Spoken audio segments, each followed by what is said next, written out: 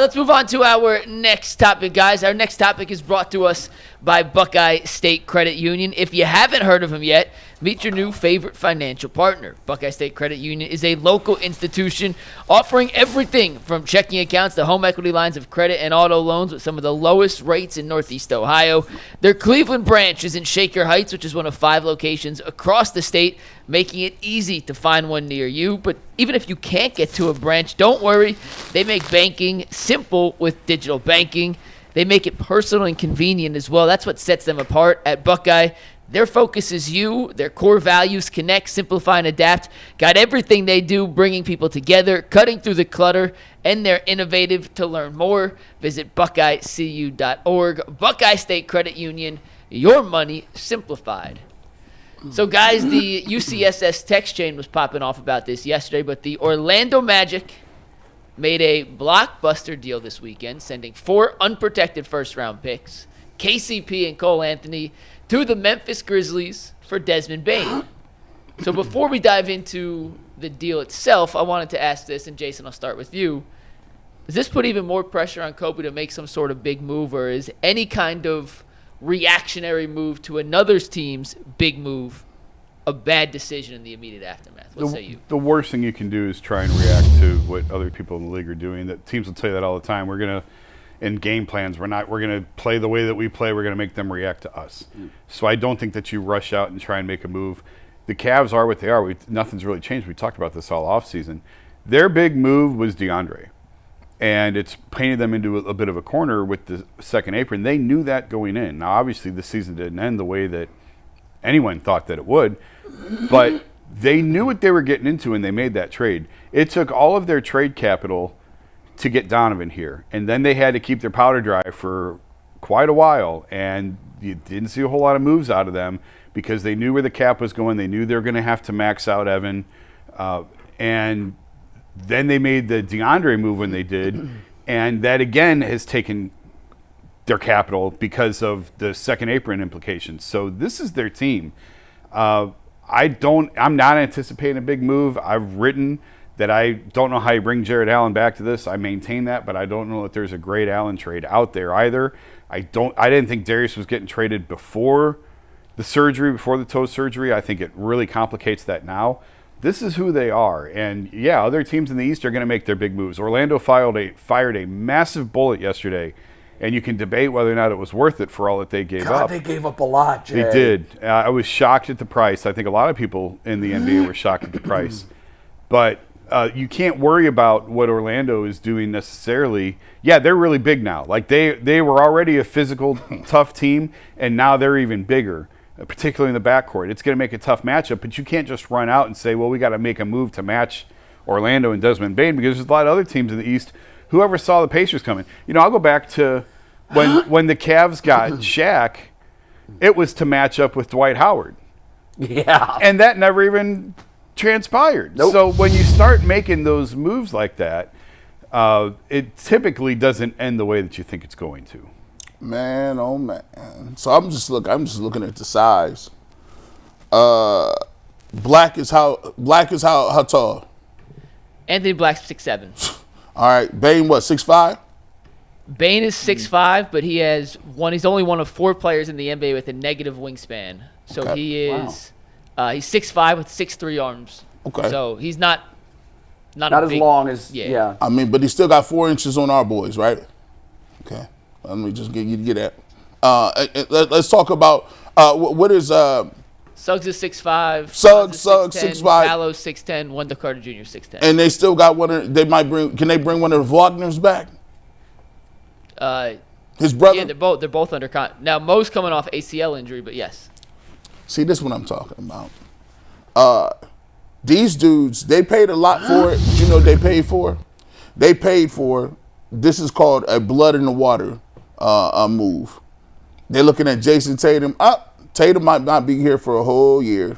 Let me look at with the Bucks. And they already know the Celtics are going to dismantle in some way, shape, or form. Dame Lillard, you out for a whole year. We never believed in the Hawks like that. So now we got to get through the Knicks. We got to get through. The Pacers, the Cavs, and then the Cavs. But they're the Cavs, though. We like playing the Cavs. and one of their players is coming off injury, the one that's always injured.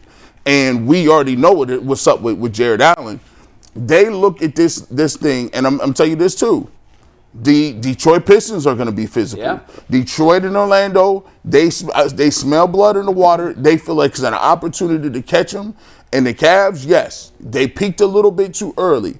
I would have rather the Cavs sneak up on somebody, but they got 64 wins, so you're never going to sneak up on nobody. And you look at the way the teams is built. All those teams are built with long, lengthy, physical guys that gonna be able, they're gonna get up in you, make sure that they feel their presence on the court. And so my thing is now, because the Cavs are where they are, we're in this no man's land where it's kind of like, man, I think they need to make a move, but there ain't no move to be made. And I've already said it 5, 6, 7,000 times. I don't think the moves that you can have in your heart of hearts is Jared Allen or Darius Garland. Garland's gonna be out. Jared Allen is who he is. Marketing is a funny thing because we say core four. We use Jared Allen as part of the core four because we needed something to build on when the whole LeBron era was coming to an end. He was one of the main pieces that we got earlier and was like, okay, this is a piece we can build around. But to be honest, Jared does some things that could give you some points around the basket. He's a hustler, but you can't throw the ball into Jared Allen and tell him to go to work. You can't throw him the ball on the elbow and tell him to go get busy. He's not he doesn't have a bunch of post moves. He's a rim runner. He's an energy guy. And some of that stuff gets negated in the postseason. So it's really not a core three. It's like it's two and a possible. Because you don't know what Darius Garland going to give you because he's hurt a lot. So to me, Orlando looked at Cleveland and said, we don't believe you. You need more people. Yeah, this is tough, man. This is really tough because I don't like our undersized backcourt to begin with.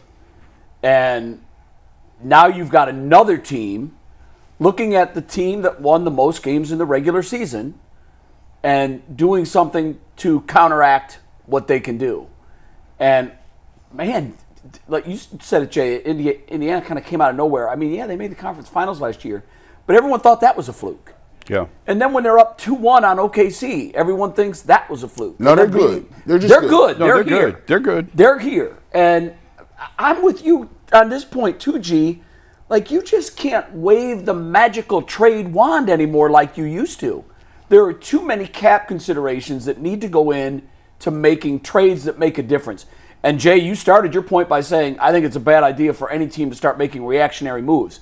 You are who you are. Yeah. Now, you can change who you are in the offseason, but I just don't see that magical trade out there that suddenly makes every other team in the East go, the Cavs just made the move that everybody dreaded. Now, all that being said, I am floored by what Orlando, I'm looking at the pieces in this thing, and I don't know, are they that close and he is the missing link? Like, this is a win a championship or move bust. They gave up more than the Cavs did to get Donovan Mitchell. Yeah, I think part of it, I didn't realize, we were talking on the group chat yesterday. I know KCP had a little bit of a down year. I still think he's a decent player, but he's got a big, big contract. So I think you can break this up and say, I think he's owed $45 million, $42 million over the next 2 years. He's making 22, so $44 million. $44 million. So, and this may segue into one of the topics that Mike want to talk about later with Okoro. You'll do that next. But with $44 million, that's a lot of money. Now, I don't look at that as maybe I'm wrong. Maybe it's more of an anchor contract than I'm giving it credit for. But if you're saying this is a dead contract and we're trying to get off this money, that's probably worth 2 first-round picks right there. So if you break it up that way, it's 2 picks for Desmond Bane and 2 picks to get off KCP. But when you're trading 4 picks for a guy who's never made an All-Star game, who it's mind-boggling, is a good player, he's a good player. He's a good fit more than he's a good player. I mean, he is a good player. His mindset. He's a top 50 guy. His mindset. Okay, top 50. When you look at the assets that were given up to acquire a top 50 guy, I hear you. And you know what? I think that also, if we already knew that we were in this era of moves are tough to come by, but my God, if that's the asking price, what? Take that. Let me see their line right here. They could also, by the way, when you see the lineup, if they want to go with an extra guard instead of Wendell Carter Jr., you can slide in Anthony Black to that. Listen, They got some flexibility. Look, now I like the team, I do, we but talk about Mobley. I don't know that I'd pick them to win the East next year. We talk about Mobley, right? I know. I They wouldn't. feel like they got the best unicorn. I was actually thinking about that driving in today. If it's a Cavs Magic playoff series, who's the best player on the floor? I don't know. Donovan still. I still think so too. Man. As of today, Unless now. Mobley, if Mobley can take a jump next year equal to his jump last year, I think he could be with Donovan as the best player on the Cavs. Bankero had moments in that playoff series man. where I thought this dude's going to be the I agree face with of the that. league He's in 3 years. 6'10", I agree with that. 250. Yeah, I know. He can shoot threes. He can give you 40 and 20 light. I'm ever sitting a there looking light at this. I said, 40-20 why G? wouldn't you make it? If they think they got Bankero as a unicorn, that big doing, they got Wagner, right? Desmond Bane ain't no pushover. He fit right what they like to do. He's a rough rider. Like Indiana, they're an energy team. Look, they get after it, man. He's coming from a culture of physicality Physical. into Yes. a culture Yes. of physicality. and Jalen Suggs Yeah. is a football player masquerading as a point guard, tackling people. And we don't have that. And he is a all defensive type mentality. And I think he made no second team all defense, right? He may have been a first team. He's a phenomenal defender. Jalen Suggs is a phenomenal defender. I'm not trying to play them in those 7 games. I'm not either. Can I give you the counter to the Orlando real quick? Yeah. Yeah, sure. And G, for the record, and I said this in the group chat last night, Bane's a terrific fit. Jason and I did a what young core do you want most moving forward for the next 5 years. I picked Orlando. I like Wow. Orlando a lot. So I when picked I say Atlanta. this, I am simply scared me saying too. this. Detroit This is scares the me. devil's advocate version of it. And take that graphic again. We talk about Darius Garland's playoff woes, not healthy enough. Suggs has missed more playoff games in fewer playoff attempts than Darius Garland. No kidding. His injury history is he's missed more games the last 4 years than Darius has, and he's had one season in his career where he's been over a 38% three-point shooter, not a shooter. Franz Wagner, as good as Franz is, and I love Franz's game, he doesn't have a three-point jump shot. He shot 29% from three this season. He shot 28% from three last season. Those numbers have gone down even further in the playoffs. Yeah, but he gives you other things. I'm just saying this in the playoffs. I know that's not a a shooter. that's a deficiency. How old but is- how tall is Bankero, he? same. What do you say? How tall is Wagner? Franz is listed at 6'9". Big dude. Very, very good player. Very, very, very, very, very good player. I like him a lot. Not a shooter. Plays hard. Bankero, same thing. The opponents Not a always good hate him. three-point shooter. A great scorer. That still has to develop. Anthony Black, same thing. And I like Anthony Black's game a lot, G. Not a three-point shooter yet. They got a lot of dudes outside of Bane who can score going downhill, getting to the paint. But if you're looking at this team on paper now, and these guys are all young and can develop, and they may turn into better three-point shooters, that is an area that you would look at and say, do they have the shooting required to win a championship? I'm not quite sure they have it at the moment, but Suggs has shown, at least for that one season, he could shoot. Wagner was a good shooter coming out of college. I don't know what's happened to him. Bankero, I'm not putting a ceiling on anything that dude can do. He's a monster. And they still have some requisite pieces to make some deals if they want to add more shooting elsewhere. So Yeah, shooting was an issue when they played the Cavs in the playoffs, and that hasn't really been addressed. well, Bane is a good shooter. Yes. Bane's a very good shooter. What did he shoot? 40%, I think, from three this year? Yeah. Bane shot 39.6% from three. So, yeah, 40% shooter. For his career, he's a 41% three-point shooter. It's good. It helps. I'm curious that you picked Orlando as the best core over the next 5 years in the East. I love Bankero.